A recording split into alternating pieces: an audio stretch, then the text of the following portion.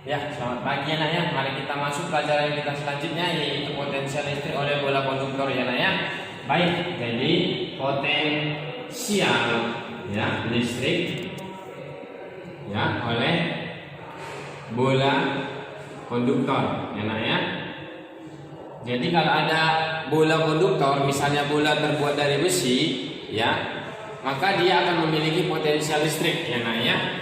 Ya, jadi kita misalkan ini ada bola konduktor ya nak ya, berarti terbuat dari besi misalnya logam ya. Jadi ada di sini muatan-muatannya ya nak ya. Misalnya ini muatan-muatannya. Jadi bola konduktor ini yang memiliki muatan ya, tentu saja kalau bola punya jari-jari diukur dari pusatnya ya nak ya. Misalnya kita misalkan ini R ya nak ya. Jadi potensial listrik oleh bola konduktor ya nak ya, ada tiga keadaan. Yang pertama di dalam bola ya nak ya, di dalam bola ya. Di dalam bola ya, itu kalau kita misalkan ada suatu titik di sini, tentu saja titik ini akan lebih kecil dari jari-jari bola kan, atau kulit bola. Kita misalkan ini titik A ya, titik A ini ya nak ya, berarti punya jarak ke pusat ini. Kita misalkan di sini R kecil saja ya nak ya, karena jari-jari tadi adalah R besar. Jadi kalau di dalam bola di sini ya, jari-jari bola ya tentu lebih besar dari jarak titik ke pusat ya nak ya, atau di sini kita tulis jari-jari lebih besar jarak titik ini ke pusatnya, sehingga besar potensial listrik di titik A ya nak ya, itu sama dengan K dikali muatan dibagi dengan ya nak ya R di situ ya nak ya, R di sini ya. Baik, kemudian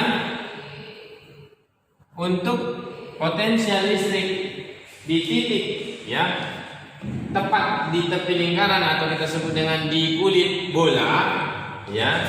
Jadi dia di kulit bola ya nak ya, di kulit bola, atau kita sebutkan di sini ya, dia adalah di R ya, tepat sekali ya, jaraknya di R.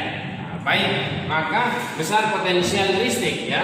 Misalnya ini kita sebut dengan titik B, berarti besar potensial listrik di kulit bola atau di titik B itu sama dengan K dikali dengan Q dibagi dengan R ya nak ya. R di sini ya nak ya, jangan salah. Ya, R itu adalah jari-jari. Kalau R yang di sini tadi jarak titik ini ke pusat. Kemudian bagaimana dengan di luar bola? Ya nak ya, di luar bola. Jadi kalau di luar bola kita misalkan di sini ya, ya atau kita sebut saja titiknya titik C. Ya nak ya, maka jaraknya ini ya nak ya, kita misalkanlah ini adalah ya RC. Baik, jadi di sini RC adalah lebih besar dari jari-jari bola, ya kan?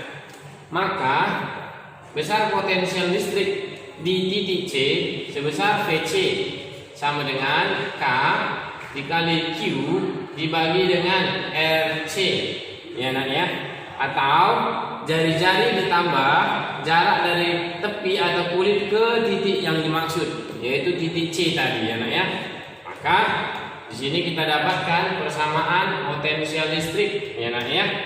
Baik, jadi V adalah potensial listrik ya, potensial listrik satuannya adalah volt ya nak ya.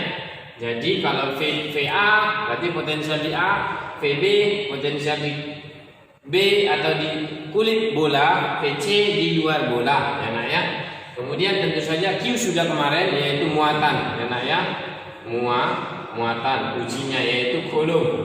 R ya, atau R kecil atau RC adalah jarak titik ya nak ya, diukur ke pusat bola ya nak ya, diukur ke pusat bola, satuannya meter. Kemudian kalau konduktornya berbentuk keping ya nak ya, jadi potensial listrik ya pada keping ya nak ya, keping konduktor ya nak ya, keping konduktor di mana ya jumlah muatan sama tetapi berlainan jenis ya nak ya.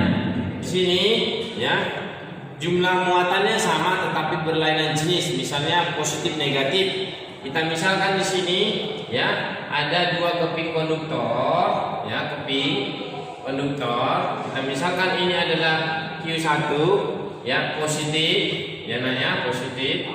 Kemudian ini ada keping yang satu lagi ya. Itu adalah keping yang bermuatan negatif, kita sebut Q2 dengan jumlah muatan yang sama tetapi berlainan jenis. Ya nak ya, berada pada jarak ya.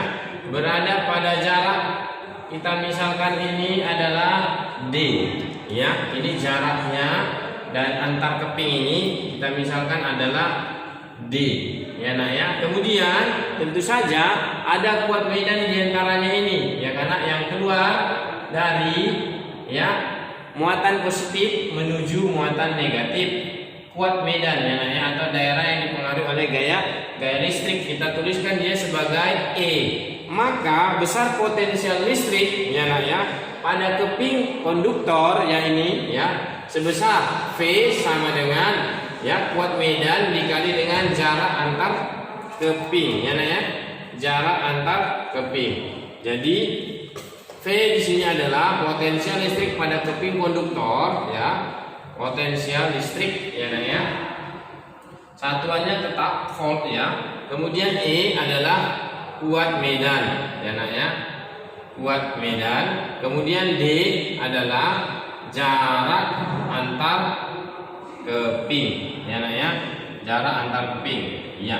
Baik, sampai di sini lihat contoh soal yang berhubungan dengan potensial listrik ya nak ya. Baik, ini ada soal ya, soal UN ya. Potensial di suatu titik yang berjarak D dari muatan Q ya nak adalah 800 volt.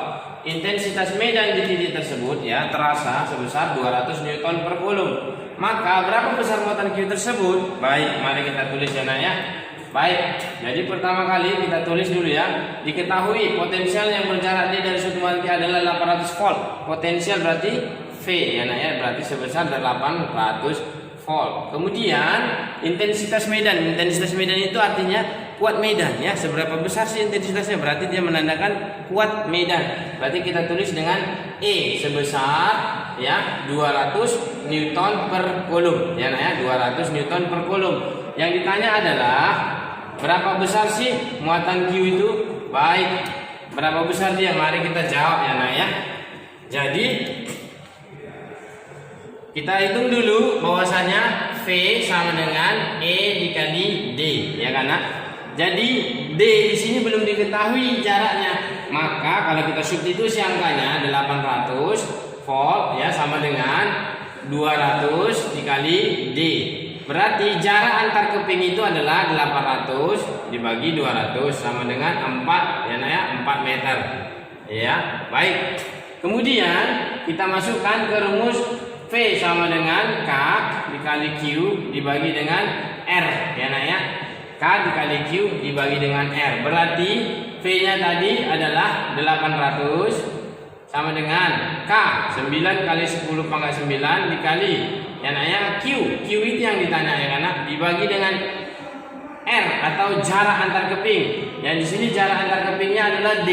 Ya, boleh kita ganti ini jadi D. Ya nah ya, berarti sebesar 4 meter. Ya, berarti ini kita kali silang ke sini ya nah ya, sebesar 32 ya 3200. Ya nah ya, dibagi dengan 9 kali 10 pangkat 9 sama dengan Q. Baik, hasilnya itu ya nak ya sama dengan kalau kita coret di sini 2 jadi pangkat 7 ya kan.